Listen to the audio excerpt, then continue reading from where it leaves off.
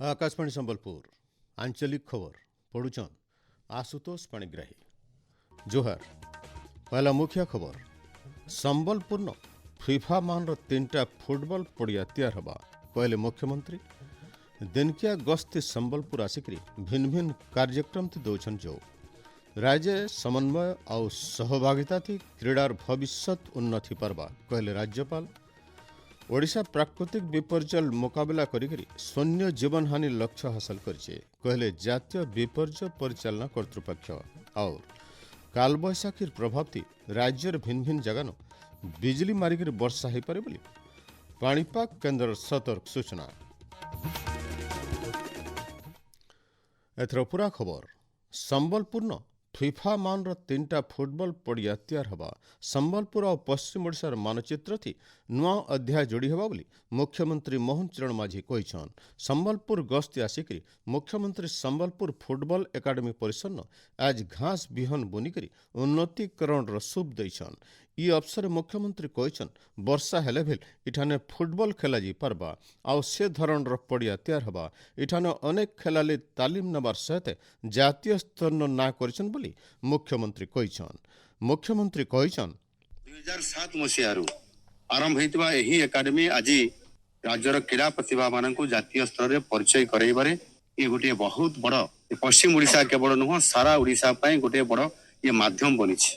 विगत 19 वर्ष मध्य एकाडेमी शह शह पिलांकु प्रतिभावान आकार से विकसित विकास करैबा एवं विभिन्न क्लब रे समानकु खेलिबार सुयोग करैबा ये गोटे तांकर बहुत बड़ अवदान रही आसीछि। कार्यक्रम थी पंचायती राज मंत्री रवि नायक और संबलपुर विधायक जयनारायण मिश्र उपस्थित थिले। मुख्यमंत्री आउ किछि समय आउतरु गंगाधर मंडप न चलिथिबा जातीय स्तर कबाडी प्रतियोगिता थी जोग देबे। राज्य समन्वय और सहभागिता थी क्रीडार भविष्यत उन्नत हो पार्बा बोली राज्यपाल डॉक्टर हरिबाबू कुंभम पाटी कहिछन। भुवनेश्वर ठाने क्रीड़ा और युव सेवा विभाग तरफ होइतबा दुदिनिया चिंतन शिविर 2026 के उद्घाटन करिक राज्यपाल कहिछन क्रीड़ा क्षेत्र न ओडिशार सफलता देश और विदेश न प्रशंसा पाउछि। विश्वस्तरीय भित्तिभूमि निर्माण तृणमूल स्तर न प्रतिभा खोजबार और जातीय अंतर्जातीय स्तरीय क्रीड़ा महाकुंभ आयोजन करिक राज्य गोटे आगुआ क्रीड़ा स्थल भावे निश्चय परिचित करि पारिछे।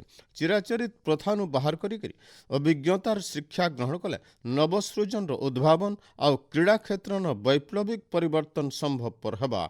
इ चिंतन शिविर तृणमूल स्तर न क्रीड़ा प्रतिभा मन को चिन्हट आधुनिक तालीम देवर और युवपीढ़ी को राष्ट्र गठन काम ती सामिल करबा लगी दीर्घकालीन कार्य खसड़ा तैयारी दी साहज करबा बोली राज्यपाल आशा करिछन।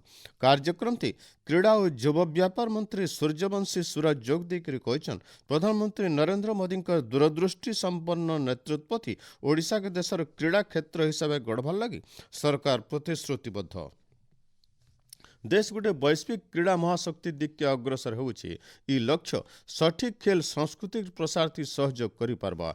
ओडिशार वास्तव प्रतिभा ग्रामांचल न रही थीसन पड़ियानु पोडियम तक दूरता कमाबार लगी सरकार भिन्न भिन्न पदक्षेप ग्रहण करिछन बोली श्री सूरज कहिछन। एक इकोसिस्टम में कैसे स्पोर्ट्स के लिए एक विचार हो, स्पोर्ट्स के लिए मंथन हो, ये चिंतन शिविर में हम ये आने वाले 2 दिन में ये करने जा रहे हैं कि 2036 का जो ओलंपिक होगा उसको मेजबानी करने का भी अवसर हमें प्राप्त होगा। हम ये रोड मैप प्रस्तुत कर रहे हैं आने वाले समय में हम कैसे स्पोर्ट्स इकोसिस्टम को विश्व पटल पर एक बहुत बड़ा दृष्टि दे सकते हैं। उड़ीसा भी इस राष्ट्रीय दृष्टि में एक प्रमुख योगदानकर्ता होने पर बहुत गर्व करता है।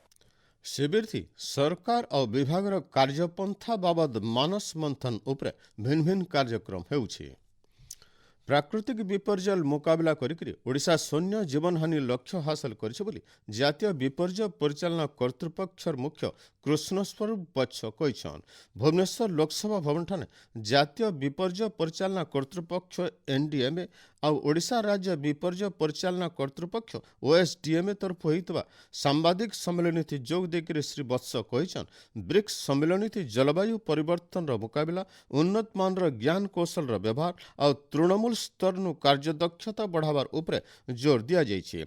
ई कार्यक्रम राज्यर समृद्ध सांस्कृतिक ऐतिह्य और पर्यटन संभावना के लोकर नजर के आनीछे। ई बछर ओडिशा और सारा देशे एलनिनो प्रभाव कम रहबा बोली श्री वत्स कहिछन। एल नीनो का है वो प्रभाव इस साल देखने को मिल सकता है। एल नीनो का जो प्रभाव आता है तो उसमें एक और दूसरी चीज होती है इंडियन ओशन डाइपोल आईओडी। तो आईओडी जो होता है वो एल नीनो के प्रभाव को कम करता है। इसलिए पूरी तरह से यह नहीं कहा जा सकता है कि एल नीनो का निश्चित प्रभाव पड़ेगा। वो प्रभाव पड़ सकता है और उसके प्रभाव में कमी भी आ सकती है। राजस्व मंत्री सुरेश पुजारी ब्रिक्स विपर्य विपद ह्रास कार्यगोष्ठीर 2 नंबर वैषयिक बैठक सफलता बाबदे गणमाध्यम के सूचना देइथिले। ब्रिक्स सम्मेलन थी खास करी 6टा विषय वस्तु उपरे आलोचना करा जाइतिला बोली स्वतंत्र रिलीफ कमिशनर राजेश प्रभाकर पाटिल कहिछन। ओडिशा गला 10 बछर भितरे भिन्न भिन्न प्राकृतिक विपर्य सफल मुकाबला करिकरी पूर्थिन प्रशंसा पाइछे। विपर्य विषय पूर्वानुमान के आहुरी सठिक करबार उपरे प्राधान्य दिया जाइतिला बोली श्री पाटिल कहिछन। आपण माने खबर सुनुछन आकाशवाणी संबलपुर केन्द्रनु। राज्यर भिन्न भिन्न जिला उपखंड ब्लॉक और तहसिल मूल ओडिया ना संशोधन उपरे सरकार पदक्षेप नैछन। राजस्व और विपर्य परिचालना विभाग अधीन थी गठित विशेषज्ञ कमिटी 2 नंबर बैठक थी 50 नु एतका जगह ना के सेमानकर मूल ओडिया उच्चारण और ऐतिहासिक परिचय अनुसार परिवर्तन करबार के सुपारिश करा जाइछे। कमिटीर सुपारिश अनुसार कलाहांडी जिल्लार जूनागढ़ा कंधमाल और सुंदरगढ़ जिल्लार बणाईगढ़ा भावे नामकरण करबार के प्रस्ताव रही। भुवनेश्वर आज नीति निर्धारक शक्ति विशेषज्ञ विकासकारी और कृषि क्षेत्र प्रतिनिधि मानकु नेकरी ओडिशार जलवायु सहनशील अभिवृद्धि लगी एग्री पीवी संप्रसारण शीर्षक गोटे उच्चा दर्जार कर्मशाला आज अनुष्ठित हो जाइए। उपमुख्यमंत्री और कृषि और कृषक सशक्तिकरण मंत्री कनक वर्धन सिंह कर्मशाला के उद्घाटन करी एग्री पीवी ओडिशार स्वच्छ शक्ति लक्ष्य के आगे बढ़ावार सहित चाषी मानकर आय बढ़े पारबा। कर्मशाला थी राज्य कृषि और शक्ति क्षेत्र मिलित अभिवृद्धि विषय आलोचना करा जाइछे। कलाहांडी जिला भवानीपाटना ठाने आकाशवाणी 90 बछर पूर्ति पालित हो जाइछे। ये अवसर गोटे पदयात्रा करा जायथिला। कार्यक्रम थी मुख्य अतिथि भावे सीआरपीएफ कमांडेंट जोग देकर कहिछन सूचना और प्रसारण क्षेत्र थी आकाशवाणी गोटे खास परिचय रही। स्वास्थ्य सचेतनता सहित दोरिया इलाका न रहुतवा लोक मानकु निरंतर सेवा जगबार थी आकाशवाणी भूमिका गुरुत्वपूर्ण। बरगढ़ जिला भोटर तालिका स्वतंत्र सघन संशोधन एसआईआर बाबदे लोक को सचेतन करबा लगी जिला प्रशासन तरफ चलता सचेतनता अभियान मास्कट सुगंधा और निर्मल लोक को आकृष्ट करिছে। संबलपुरी पारंपरिक पोशाक सजा जाइतबा ये 2 मास्कट युवा भोटर मानकु भोटर तालिकार गुरुत्व बाबदे सचेतन करबार सहित निर्भुल भोटर तालिका तैयारी लगी बूथ स्तरीय अधिकारी मानकु सहयोग करबार के आह्वान करुछन। राज्य सरकार 2 बछर पूर्ति पालन अवसर देवगढ़ जिलापाल कविंद्र कुमार साहूकर अध्यक्षता आज गोटे प्रस्तुति बैठक हो जाइए। ये अवसर सरकार भिन्न भिन्न पदक्षेप और योजना बाबदे लोक को जनवा लगी एवं 12 नु 20 तारीख तक जिला ब्लॉक और पंचायत मन के साधारण सभा जिला स्तरीय कार्यक्रम प्रदर्शनी और गोष्ठीगत आलोचना चक्र आयोजन करा जिबा।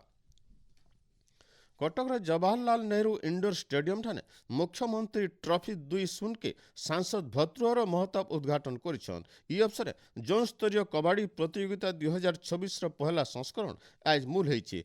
प्रतियोगिता थी 8टा जिलार प्रतियोगी माने अंशग्रहण करिछन। राज्य सरकार क्रीड़ा और युव सेवा विभाग तरफ तृणमूल स्तर क्रीड़ा प्रतिभार विकास और अन्वेषण लक्ष्य थी मुख्यमंत्री ट्रॉफी 2-0 आयोजित होउछे।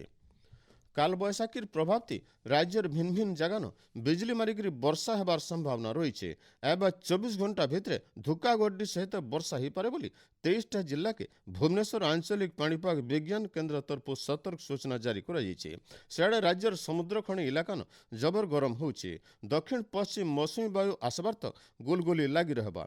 एबा 3 दिन भितर दिनर तापमात्रा 2 नु 3 डिग्री तक बढ़ी पारे बोली पाणीपाग विभाग तरफ सूचना दिया जाइछे। शेष मुख्य खबर फिर गए संबलपुर न फिफा मान 3टा फुटबॉल पड़िया तैयार हवा कहले मुख्यमंत्री। दिनकिया गस्ती संबलपुर आसिक भिन्न भिन्न कार्यक्रम थी दौन जोग राज्य समन्वय और सहभागिता थी क्रीडार भविष्य उन्नत हो पारबा कहले राज्यपाल। और काल बैशाखी प्रभाव थी राज्यर भिन्न भिन्न जगह बिजली मारिक वर्षा हो पारे बोली पाणीपाग केन्द्र सतर्क सूचना। आज आंचलिक खबर न शेष जुहार।